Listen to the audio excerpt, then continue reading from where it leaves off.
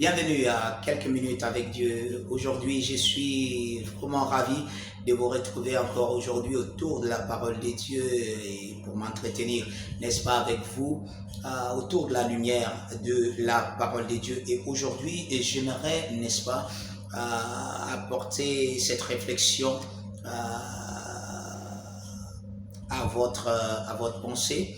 Vous savez, la vie chrétienne, c'est par la conscience.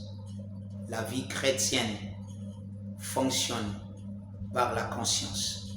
La conscience que vous avez.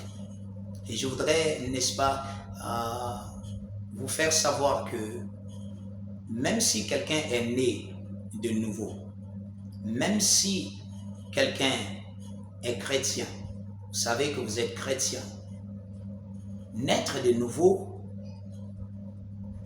ne vous confère pas la capacité de vivre dans la droiture, sinon la justice de Dieu. C'est pas parce que vous êtes né de nouveau que vous pouvez vivre la vie chrétienne. C'est pas parce que vous allez à l'église. Ce n'est pas parce que vous êtes né dans une famille chrétienne. La vie chrétienne,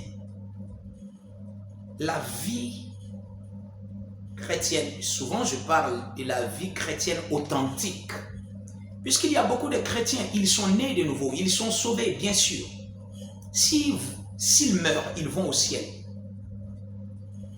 Mais vous savez, vous connaissez beaucoup de chrétiens qui sur cette terre ne vivent pas la réalité des dispositions de l'évangile de Jésus-Christ. Et quelquefois, c'est par ignorance. D'autres fois, c'est parce qu'ils refusent de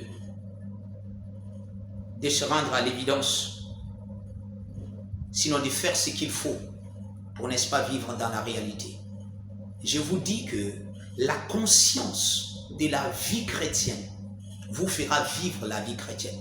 Et là, vous vivrez à la dimension de ce que vous connaissez de la vie chrétienne, de ce que vous connaissez des Écritures. C'est pour ça que la Bible dit, nous tous qui le visage découvert, contemplons la gloire de Dieu. Il dit, en contemplant, nous devenons ce que nous contemplons. Ça veut dire que vous allez vivre ce que vous croyez de la parole de Dieu.